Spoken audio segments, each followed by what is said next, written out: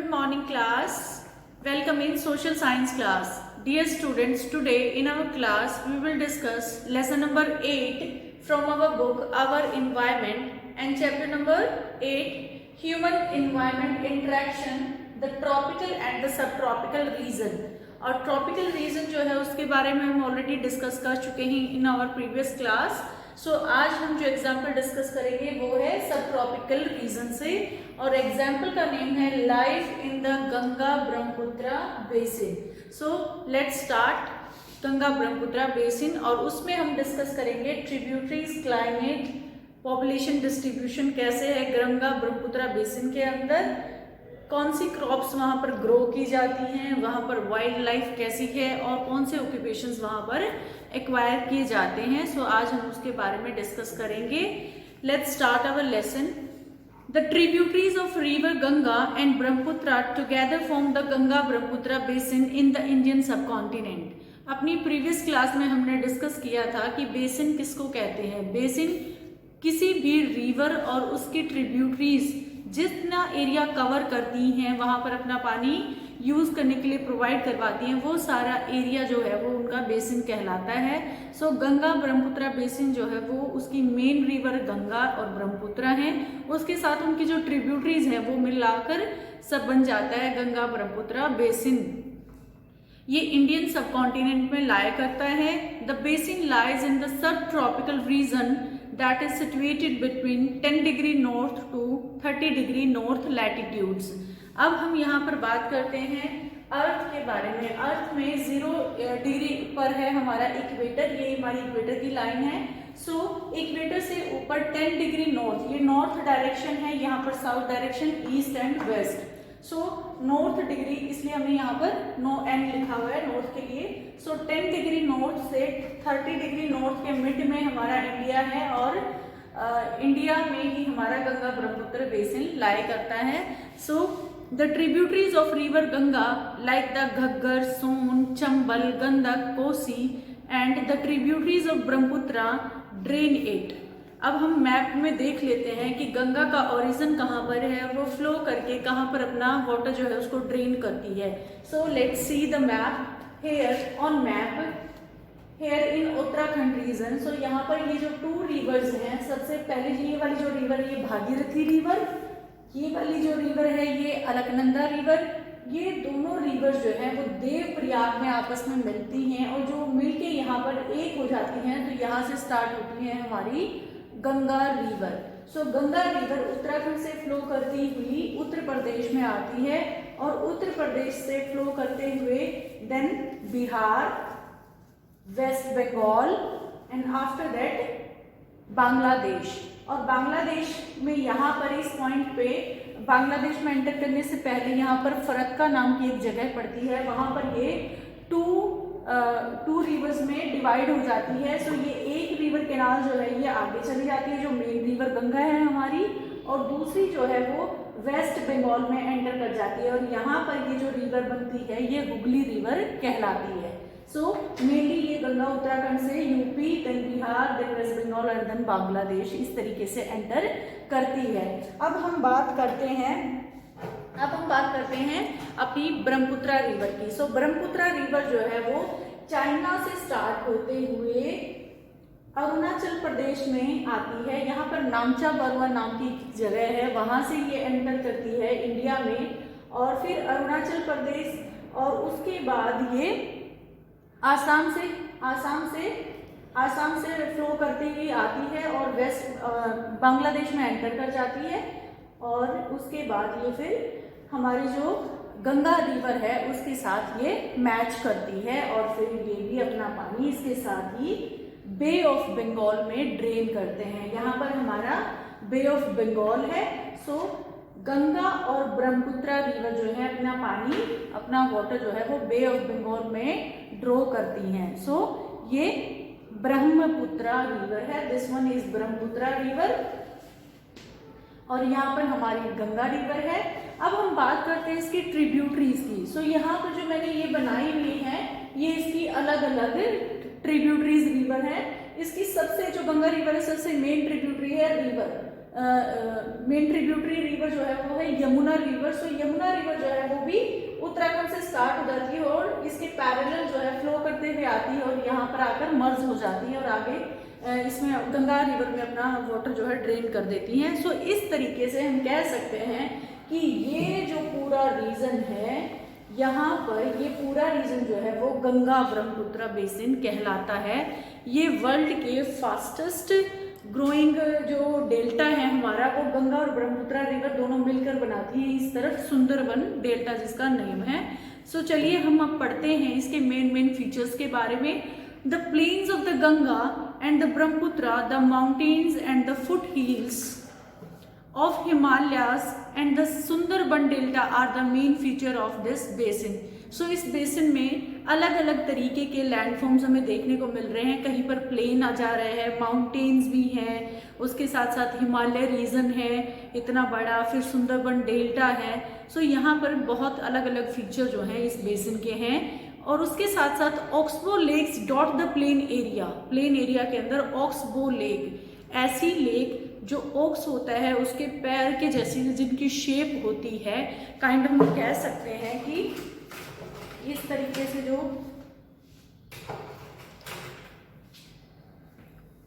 इस तरीके की जो लेक्स होती हैं इनको ऑक्सबो लेक बोला जाता है। तो इस तरीके की लेक्स हमें प्लेन्स में देखने को मिलती हैं। अब हम बात करते हैं कि वहाँ का जो क्लाइमेट है वो किस तरीके का है। The area is dominated by monsoon climate.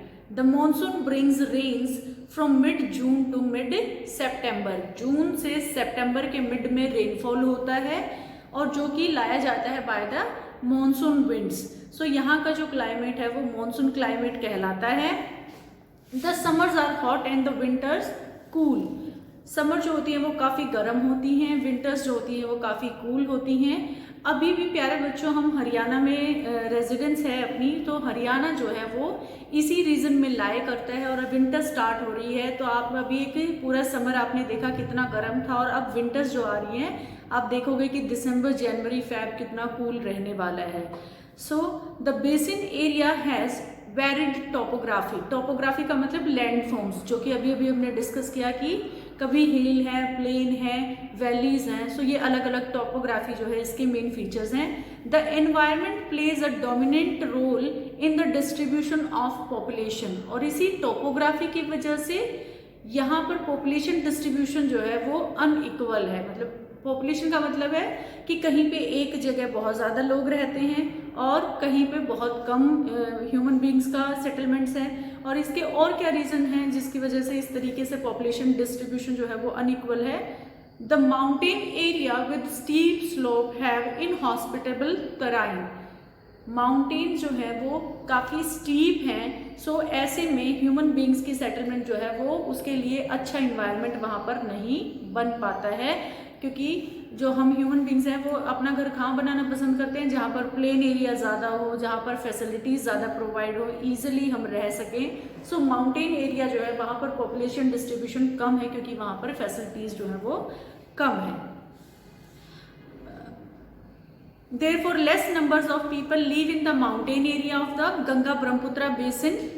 The plain area provide the most suitable land for the human habitation. और जो प्लेन है, गंगा ब्रह्मपुत्रा का जो प्लेन एरिया है वहाँ पर फर्टाइल लैंड अच्छी अवेलेबल है, वहाँ पर इरिगेशन के लिए पानी अवेलेबल है।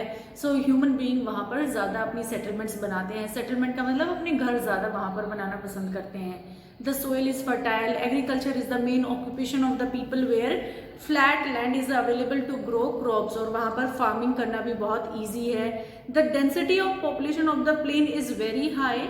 The main crop is paddy. और गंगा ब्रह्मपुत्रा बेसिन जो है वहाँ पर farmers mainly paddy, जिसको हम राइस भी के नाम से भी जानते हैं, ये यहाँ की मेन क्रॉप्स में से आती है। Since cultivation of paddy requires sufficient water, it is grown in the area where the amount of rainfall is high. So Ganga Brahmaputra जो बेसिन है उसमें भी जो एरिया रेनफॉल जहाँ पर ज़्यादा होती है, राइस जो क्रॉप है उसके लिए पानी बहुत ज़्यादा चाहिए होता है, उसे फ्रिक्वेंटली इरिगेशन की ज़रूरत होती है। सो जहाँ पर रेनफॉल ज़्यादा होगा वहीं पर पैडी क्रॉप्स जो है उसको ज़्यादा ग्रो किया जाएगा। पैडी के साथ साथ गंगा ब्रह्मपुत्रा बेसिन में वीट, मेज, सोरगम जो होता है वो ज्वार को कहते हैं, जो मेनली एनिमल्स के लिए यूज किया जाता है। Gram and millets, bajra are the other crops that are grown. Cash crops like sugarcane and jute are also grown.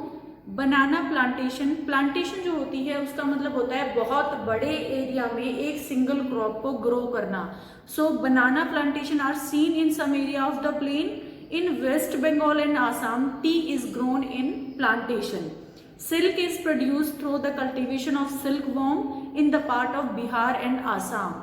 सो हमने यहाँ पर देखा कि कितनी वेराइटी ऑफ फार्मिंग है. यहाँ पर कहीं पर वीट में सोरगम एटसेट्रा ग्रो कर रहे हैं, राइस को ग्रो कर रहे हैं, फिर सिल्क की खेती की जा रही है, jute plantation, tea plantation grow किया जा रहा है.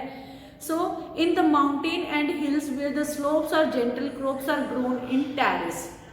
और अगर हम बात करें माउंटेन वाले एरिया में जहाँ पर ज़्यादा स्टीप स्लोप ना हो, जहाँ पर स्लोप जो है वो जेंटल हो, सो ऐसे एरिया में क्या किया जाता है, टेरेस फार्मिंग की जाती है. टेरेस फार्मिंग के लिए हमें अपने नेक्स्ट पेज पे डू यू नो में डेफिनेशन गिवन है.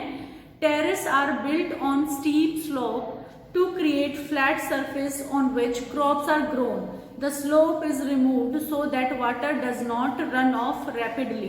माउंटेन एरियाज में स्टेयर्स बना के फार्मिंग की जाती है और ये स्टेयर्स जो हैं इनका सरफेस फ्लैट कर दिया जाता है सो दैट जो अगर वाटरफॉल हो सो उसमें सारी टॉप सॉइल जो है वो बहकर ना निकल जाए. तो इसलिए टेरेस फार्मिंग माउंटेन वाले एरिया में की जाती है.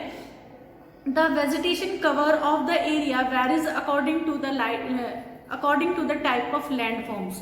So जिस तरीके की हमें लैंडफॉर्म अवेलेबल है उसी तरीके की क्रॉप्स हम ग्रो कर लेते हैं, वेजिटेशन ग्रो कर लेते हैं. In the Ganga Brahmaputra plain tropical deciduous trees grow. हमने इससे पहले जो वेजिटेशन वाला चैप्टर किया था उसमें भी हमने देखा था कि टेम्परेट डिसीडियस, ट्रॉपिकल डिसीडियस, सो रेन फॉरेस्ट, इस तरीके की वेजिटेशन देखने को मिल रही है. सो ये रीजन जो हमारा है 10 डिग्री टू 30 डिग्री यहाँ पर mainly deciduous kind of trees जो है वो देखने को मिलते हैं.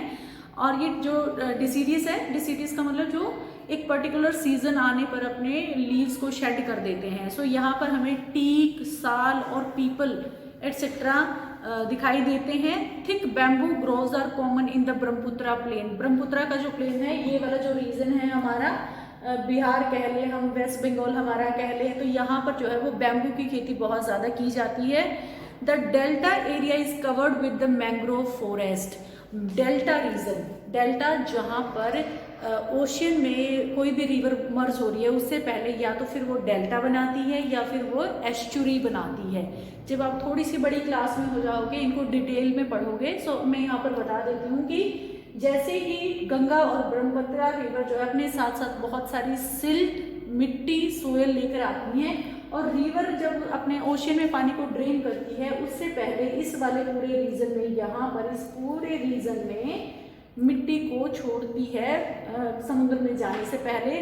सो वहाँ पर बहुत सारी मिट्टी इकट्ठा हो जाती है. तो उस पर्टिकुलर एरिया में यहाँ पर मैंग्रोव फॉरेस्ट बहुत देखने को मिलते हैं जिनको बहुत ज़्यादा पानी चाहिए होता है. तो इसमें सुंदरबन डेल्टा हमारा यहीं पर है और मैंग्रोव फॉरेस्ट हमें यहाँ पर दिखाई देते हैं. ये छोटे ट्रीज होते हैं साइज में. In parts of Uttarakhand, Sikkim and Arunachal Pradesh, coniferous trees like pine, deodar and fir can be seen because the climate is cool and the slopes are steep. अब यहाँ पर देख रहे हैं ना वेजिटेशन कैसे अलग हो रही है. यहाँ पर मैंग्रोव फॉरेस्ट हमें देखने को मिल रहे हैं. इस वाले एरिया में अलग अलग तरीके के क्रॉप्स को ग्रो किया जा रहा है. और अब हम बात करें कि अरुणाचल प्रदेश में, हिमाचल प्रदेश में, इस इलाकों में कॉनीफेरस जो ट्रीज हैं वो देखने को मिलते हैं जिनकी कॉनिकल शेप होती है, जो ठंड बर्दाश्त कर सकते हैं. So there is a variety of, जैसे जैसे यहाँ पर वेजिटेशन अलग है तो वाइल्ड लाइफ भी अलग है. So there is a variety of wild life in the basin. Elephants, tiger, deer, monkey, ये तो कॉमन है. The one horn rhinoceros is found in the Brahmaputra plain. यहाँ पर जो ब्रह्मपुत्रा प्लेन है यहाँ पर वन हॉर्न, एक सींग वाला राइनोसोर्स जो है वो देखने को मिलता है. इसके साथ साथ वेस्ट बंगाल वाले रीजन में यहाँ पर बंगाल टाइगर, क्रोकोडाइल्स, एलिगेटर्स, ये सारे एनिमल्स जो है वो वाइल्ड एनिमल्स देखने को मिलते हैं. इसके साथ साथ रिवर के अंदर और यहाँ पर बे ऑफ बंगाल, इन सब में एक्वेटिक लाइफ भी जो है वो बहुत तरीके की है. एक्वेटिक लाइफ का मतलब अलग अलग तरीके के समुद्री जीव जो पानी में रहते हैं. abound in the fresh river water, the lake and the Bay of Bengal sea. The most popular varieties of fish are the rohu, catla and hilsa. ये कॉमन फिश जो है वो देखने को मिलती हैं. Fish and rice is the staple diet of the people living in this area. Ganga Brahmaputra basin और यहाँ पर जो मेनली जो वेस्ट बंगाल, बांग्लादेश, यहाँ पर जो है वो स्टेपल फूड मेनली क्या है, फिश एंड राइस. अब हम बात करते हैं, यहाँ पर एक केस स्टडी दी गई है. उस केस स्टडी में एक हम लेक के बारे में पढ़ रहे हैं कि लेक की वजह से ह्यूमन बीइंग के ऊपर क्या इन्फ्लुएंस होता है, क्या इफेक्ट होता है. सो यहाँ पर जो बात की गई है वो विनोद के बारे में बात की गई है. Vinod is a fisherman living in the Matwali Mon village of Bihar. Bihar के मतवाली मोन विलेज में विनोद रहता है और आजकल वो बहुत ज़्यादा खुश है. और उसकी खुशी का क्या कारण है? With the efforts of the fellow fishermen Rabindra Kishore, Rajiv and others, he cleaned the Mon और Oxbow Lake to cultivate different varieties of fish. तो उन सभी फिशरमैन्स ने और उसके साथियों ने मिलके क्या किया है, वहाँ की जो लेक थी ऑक्सबो लेक, उसको क्लीन कर दिया है. और उसको क्लीन करने के बाद वहाँ पर अलग अलग वेराइटी की फिशेस को ग्रो किया जा रहा है. The local weed valeria and hydrilla that grows in the lake is the food of the fish. और उन फिश के लिए जो उनकी लोकल फूड है, जैसे लोकल यहाँ पर 2 एग्जांपल्स दिए हैं वेलेरिया और हाइड्रीला का, जो कि पानी के अंदर होते हैं. ये इस तरीके की घास कह सकते हो या काई जैसा कह सकते हो. तो ये लोकल जो क्रॉप है ये फिश का खाना होती है. The land around the lake is fertile. और लेक की वजह से, क्योंकि लेक से पानी इजीली मिल जाता है, तो उसके आसपास का जो एरिया है वो भी क्या है, फर्टाइल है. So he sow crops such as paddy, maize and pulses. So वो आसपास के एरिया में तो राइस की, मक्के की और अदर दालों की जो है उसकी फसल को ग्रो कर रहा है. लेक से वो फिश निकाल रहा है. The buffalo is use to plough the land. जो उसकी अपनी बफेलोज है उनको खेत को प्लो करने में काम देता है. The community is satisfied. There is enough fish catch from the river, enough fish to eat and enough fish to sell in the market. So उनके लिए जो लेक है उसमें जो फिश हैं वो उनके खाने के लिए और इसके साथ साथ बाजार में बेचने के लिए भी पर्याप्त मात्रा में उनको फिश वहाँ से अवेलेबल हो जाती हैं. They have even begun supply to the neighboring towns. इसके साथ साथ जो नेबर्स के टाउन है वहाँ पे भी वो सप्लाई करते हैं. The community is living in harmony with nature as long as the pollutants from nearby towns do not find their way into the lake water.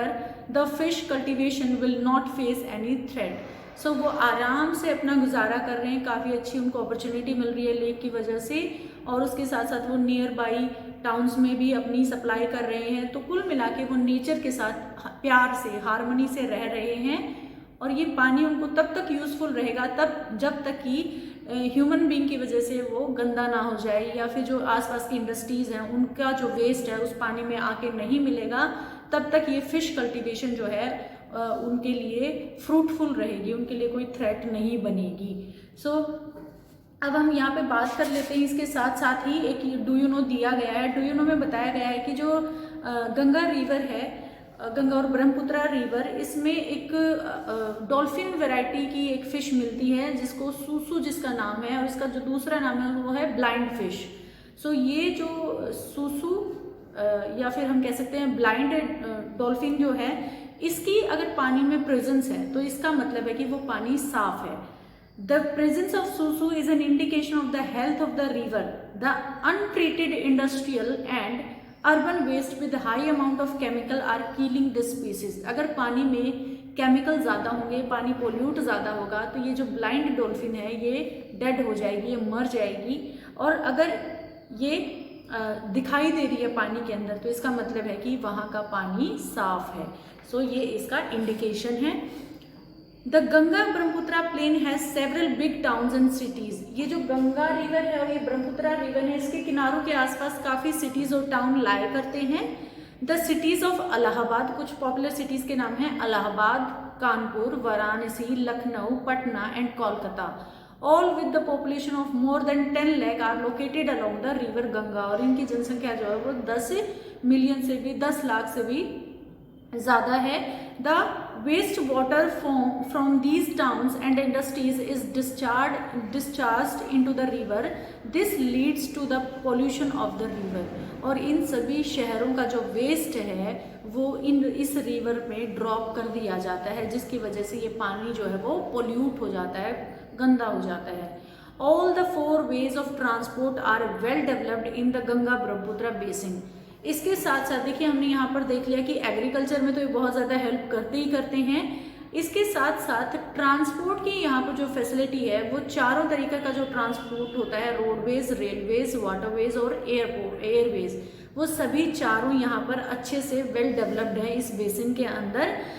In the plain areas roadways and railways transport the people from one place to another. लोगों को एक जगह से दूसरी जगह पर ले जाने के लिए जो प्लेन एरिया वहाँ पर रोडवेज और रेलवेज बहुत ही अच्छे तरीके से वेल डेवलप्ड हैं. Waterways is an effective means of transport particularly along the river and Kolkata is an important port of the river Hooghly.